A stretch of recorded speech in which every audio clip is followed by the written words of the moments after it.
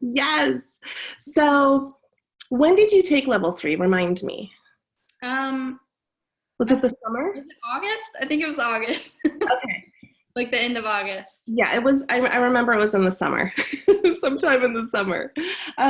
So what made you really decide to jump into level 3 after completing 1 and 2? I'm curious. I think for me, it was just about kind of completing the system so that you have like something to kind of go off of. And then Yeah. once you have that, like I don't know, I guess it makes me feel like secure. And then the knowledge from there keeps Mm-hmm. going. But at Right. least you have your like base and you know how to like read charts and Mm-hmm. um, Exactly. Yeah, exactly. So in level 3, we had a pretty big group that weekend, right? There were like ten or so students that I think weekend. there's 11 of us. 11. Yeah, I remember it was a pretty big group. Yeah.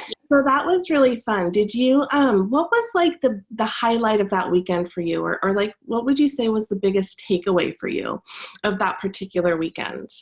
Um, hmm. I think just kind of the fact that you have to do like your own reading kind of live and just getting out there and doing it and getting it over with and realizing that you really can do it and you know a lot and Yeah. it just kind of all comes together and you walk away feeling more confident and just ready to kind of do readings, I guess. Yeah. I think that's a good point though, because with the confidence piece, right, people go into level 3 and there's a little bit of nervousness, right? I mean, you're traveling to a new place, you're getting to meet everybody in person. You have your big old novel, right? Your big old book that you wrote on your practice client to give your reading. And there's that little bit of like, oh my gosh, I hope I do a good job, right? But then once you're there and you're seeing all the other students giving their readings, it inspires you as well. And then once you complete your reading, it's like this, you leave the weekend with that confidence piece, I think. And you Yeah. named it, right? Mhm. It's kind of like, wow, I kind of do know what I'm talking about. And Yeah, just being able to watch everybody else like do their reading, mm-hmm, really walk away with like so much knowledge. Your mm-hmm, repertoire is just like you don't even realize how much you've learned until you really just leave and start kind of mm-hmm. reading. So Yeah, exactly. So that leads me to my next question. I'm super curious. So after you left your level 3 weekend and returned home and back to your normal life, um, how have you been using this wisdom that you've collected through level 1, 2, and 3? Have you been giving readings? Is it just kind of, did you take it for self exploration and self growth, or did you take it to help others and kind of step into that world of providing readings for people? I think for me it's both because I love having the knowledge and then also like being able to help people is really, really cool. Mm-hmm. I have done like some readings, some paid readings, and some I just like, Yay! I run into my friends and I'm like, oh my God, let's just look at your chart. Mhm, of course. And it's so funny because like I'm kind of in the medical world and they're not usually kind of like all the way into all of these things. But my attending doctor, she's from Malaysia and really into astrology. And so like we went around the whole table at lunch one day and just like read everybody's chart. Are you serious? Which is so cool because like Yeah, you wouldn't think they would be into it, but people. exactly. It's bringing astrology into these worlds where it generally doesn't exist, right? It really doesn't exist that much in the medical field, in hospitals, in doctors' offices, and just sharing that. And, it's fun for people to know that about themselves and to have an understanding of their coworkers and stuff. It's so cool that you did that. Yeah. I So love that. Yeah. So, so you are using it now. You've been doing a couple of readings, paid readings, which is always super fun, and using it for yourself. That's so great. Do you still keep in connection with the people that you went to level 3 with? yeah, I'm like Instagram friends with a few of them, and then we're all on Facebook. We're all like, usually chatting in the Yeah. Facebook group. Yeah. Yeah, they're all totally there and Mhm. supportive if you need anything or just want to see how your astrology is going. Totally. And after level 3, right, we have this thing called level 3 hangouts, Mhm. where once you've completed level 3, I think we're doing them once a month. I think Misty is kind of gathering us once a month. And then one of one of our students, somebody who's completed level 3, kind of comes in there and teaches a topic, right? Or speaks to something that they're really interested in within astrology.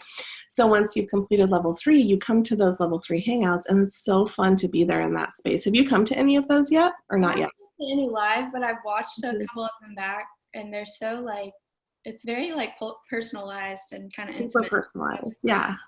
Yeah. Because we're all on the same level and we're just hanging out and we're just talking astrology. It's so fun. And of course, there's usually a topic and it's somewhat structured. But yeah, it's just us coming together and keeping that level 3 astrology conversation alive, right? Yeah, super great. Curious, can you tell us what your sun, moon, and rising is? So I'm a Libra, Aries moon, and Taurus rising. Libra, Aries moon, and Taurus rising. So full moon baby. Yeah. Love that. Real. What'd you say? I said the struggle is real. Yeah. What does that feel like before we end here? I just want to know, what does that feel like to be born on a full moon, to have sun and moon in opposite signs? Personal experience. I feel like for me it's really polarizing at Mm-hmm. times because there's really two really different parts of you. Mm-hmm. But once you learn how to integrate it, then that's where like the magic is. So Yeah. Do you feel like you've learned how to integrate it, or do you feel like that's sort of like a lifelong journey? I mean, it's probably always going to be a lifelong Mm-hmm. journey.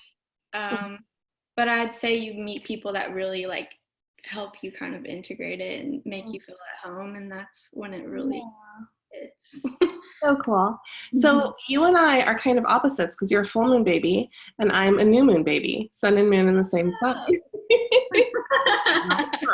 Full moon, new moon. I love that. Well, Kelsey, thank you for coming on here and just sharing your level 3 experience with us. We have a lot of students right now enrolling into level 3 and excited about level 3. So I'm just finding people to really share their personal experience and their stories, you know? Is there anything you want to add before we end here? Well, I will say one thing. Just getting to like see Debra in person is Mm-hmm. like so crazy because you're so used to just watching her on video. But Mm-hmm. once you really get to like experience with her in person, it's really kind of really cool and life changing. Yeah. Isn't it? Yeah. I mean, she's awesome on screen Mhm. and on video, and she's just as awesome in real life. Yeah. I find that there's like a really calming presence, like to be in person with her, though, you know, because she's very animated and talkative on screen. But then in real life, she still is that, but there's also a really like grounding, calming force behind that, too, I think, which is kind of cool to experience. Totally. Yeah. Okay, my dear. I thank you so much, and I wish you all the best out in the big world doing For your having astrology me. stuff. Yes. Okay. Bye, everyone. Thanks for Bye. watching. Bye.